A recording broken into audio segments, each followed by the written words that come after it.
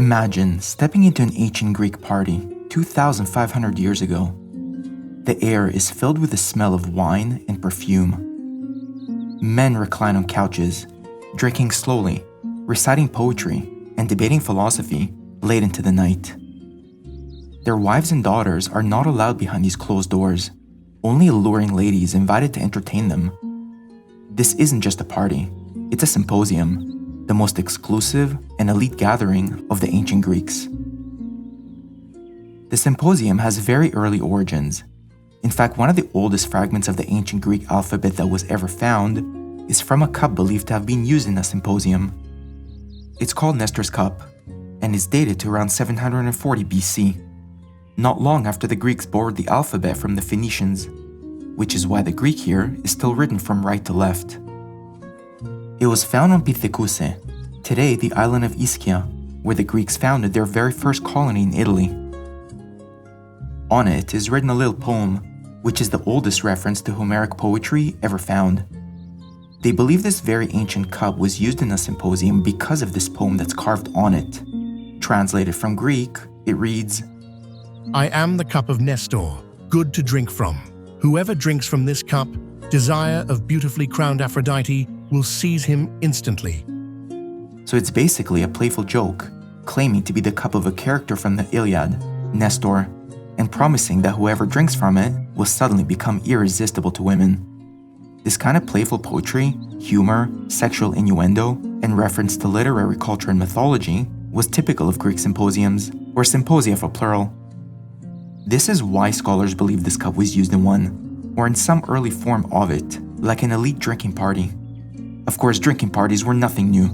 They are as old as civilization itself, and earlier banqueting practices from the Near East likely influenced the Greeks in this way. But the symposium, as it later developed, was a uniquely Greek concept. In ancient Greek, it was called symposion, which literally means to drink together. We have ancient literature that describes what took place at these events, and lots of ancient art that shows what they look like, mostly on red figure pottery from the classical period, but also some earlier examples of black figure pottery, as well as tomb paintings in Italy. What characterizes it the most is the way the participants reclined on elevated couches, with the left arm leaning on a pillow and the right arm holding their drinking cup, the kylix. This was an intimate, invite-only get-together, with maybe 10 to 20 people. It was only the upper class who would enjoy it, and for men only. Respectable women like their wives, daughters, and sisters were not allowed in. However, there was one type of lady that was invited, which I will tell you about in the next chapter. This message is sponsored by Raycon. Apart from being a faceless YouTuber, what you didn't know about me is that I'm also a window washer. I own and operate a window cleaning business in 2 cities in Canada. It's good money, but it's boring and repetitive work. Thankfully, Raycon sent me a pair of their essential open earbuds, which helps me with my daily grind. As you can imagine, this work has zero intellectual stimulation, unlike my channel. So with these earbuds, I can listen to history podcasts and at least learn something while I clean my clients' houses. But I also need situational awareness while I clean, so that I work safely. And Raycon's essential open earbuds are perfect for that. They're designed to keep your ears open so that you remain aware of your environment, while still delivering crystal clear sound. They sit just outside the ear canal, so that I can stay tuned into traffic, clients talking to me, or whatever is going around me, but I still get really good quality audio. As good as the big brands, but at half the price. The flexible multi-angular hook wraps around your ear so that they stay secure, and I can be active and know that they won't fall off. And with an 8-hour battery life, they keep me going for a full day. Plus the charging case has a 36-hour battery life. I use them for my daily grind. Whatever your daily grind is, you should use them too. It's Raycon's anniversary, and they're offering my viewers 30% off the essential open earbuds. To order, click the link in the description box, or go to buyraycon.com/streetgemsopen to get 30% off the essential open earbuds. And now let's get back to the video. The focus of the symposium was of course the drinking, but before that, a light meal was served, with simple dishes like salted fish, roasted meat, cheese, bread, barley cakes, olive oil, dates, figs, and honey cakes. Then with a full belly, the drinking could begin. The participants would appoint a toastmaster called a symposiarch. His job was to lead the party by deciding on the pace of the drinking, how the evening would proceed, and most importantly, how strong to mix the wine. The Greeks never drank their wine straight. Only barbarians like us moderns would do such a thing, and Scythians too. They always diluted their wine with water, which they considered the civilized way to drink it. It was generally 1 part wine to 3 parts water, but could be mixed stronger or more diluted. The wine and water were mixed in a large pottery vessel called a crater. Slaves would then take the diluted wine from the crater with pitchers and pour them into the kylakes of the participants. Depending on the reason for the celebration and the mood of the night, the symposiarch would decide on how strong to mix it, and how much wine would be drunk in total. Although these often did end up in drunken revelry at the end of the night, the purpose of a proper symposium was not about getting wasted. It was about composure, self-control, and intellectual stimulation, traits highly valued by the Greeks. Diluted wine gave them that pleasant, stimulating buzz, but without losing their self-control. Although we do have visual evidence that shows it sometimes did get out of hand, with imagery of participants puking their guts out, and their slaves helping them through it.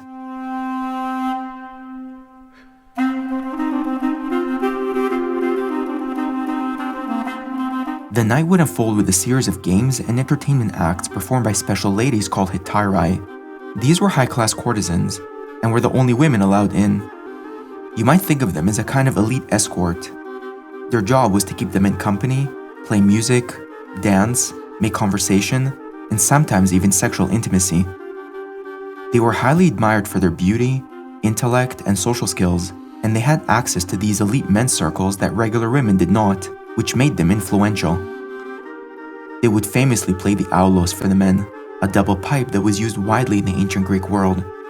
It's a kind of flute, but with a reed mouthpiece like a bassoon or an oboe, and is the sound you're hearing right now.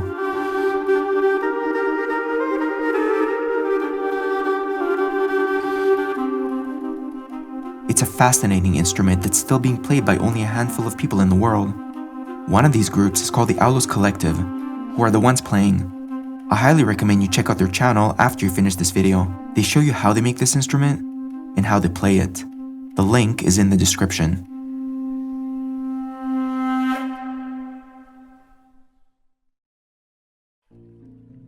Apart from sexuality, games, and sometimes drinking too much, the core component of the symposium was philosophical discussion, poetry reading, and political debate. The Toastmaster would decide on what topics should be discussed.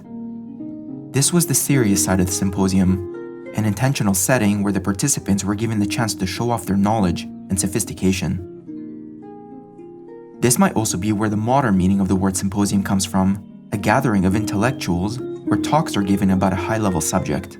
But the ancient symposium also had religious undertones to it. Before the drinking, they would pour a little bit of wine on the ground, a libation, as an offering to Dionysus, the god of wine. As the night unfolded, and they went deeper into this experience, it was like they were entering the divine realm of Dionysus, who was also the god of ecstasy and revelry. By drinking wine, it was as if they were taking in the essence of the god, bringing him into their body and becoming possessed by him. It was as if he was joining him in the symposium, sharing this divine experience together. In fact, their drinking cups were often painted with the eyes of Dionysus on the bottom, so that when they tipped the cup to take the last sip, it was as if they wore the mask of Dionysus, symbolically becoming the god himself. Mythological scenes were a common motif on this pottery, but a lot of these vessels that were actually used in symposia were decorated with scenes of symposia, which is most of the art you're seeing in this video. The black background comes from a special clay slip that turns black when fired in the kiln, while the red figures are simply the natural terracotta left exposed. The kylix itself was an interesting choice of drinking cup. It was very wide and shallow, which means that if you tip it too quickly, the volume of wine would come rushing towards your face and could easily spill all over you. I'm sure that happened many times to inexperienced drinkers. That seems less than ideal for a sophisticated drinking party, but actually, it's believed that such a cup was especially designed for keeping the event sophisticated and composed. In order to prevent spilling wine on yourself, you would have to hold it steadily with one hand for a long time, which required a lot of self-control. A virtue, as we said. And you would have to drink out of it carefully, which would maintain your air of composure. This type of cup would force everyone to drink slowly and make the night last longer, which was the whole point. The kylix also worked as a good catapult. Their unfiltered ancient wine would have solid bits that settled at the bottom of the cup, called the dregs. They would swirl those dregs around in the cup, then fling them onto a target in the middle of the room in a game called Kotavos. It was often a disc balanced on top of a pole, which they would try to knock off with their wine splashes. So as you can tell, the symposium had many sides to it. It could be serious debate, or drunken revelry, composure or puking, philosophy or silly games, self-control or sexuality, and the format of the night could have structure or spontaneity.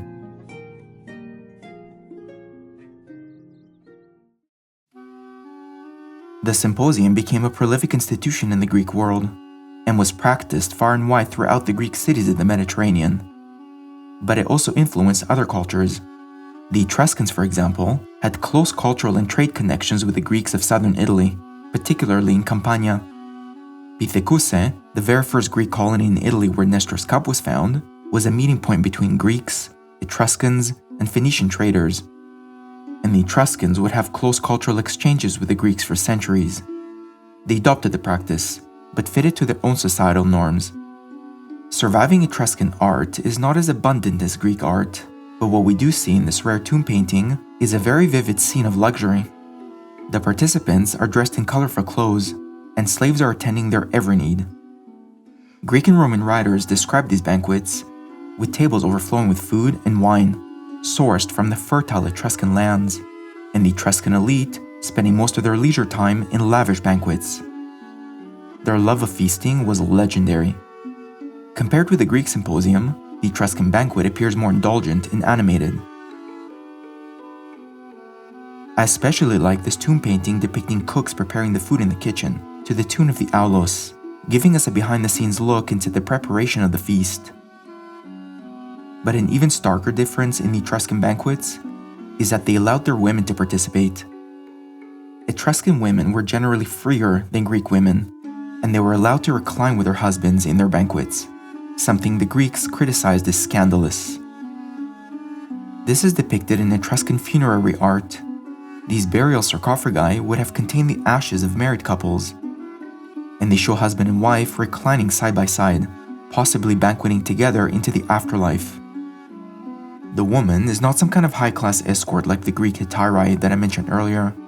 We know them to be the wives because these are funerary monuments found in family tombs, the husband and wife buried in the same tomb. The Romans would take this indulgence a step further, with their own banqueting practice, the convivium. Adopted from the Etruscans or from the Greeks of southern Italy, the convivium retained the wine and conversation element, but put more emphasis on luxury and copious amounts of food. They also reclined during their banquets, and this is very much indebted to the Greek tradition.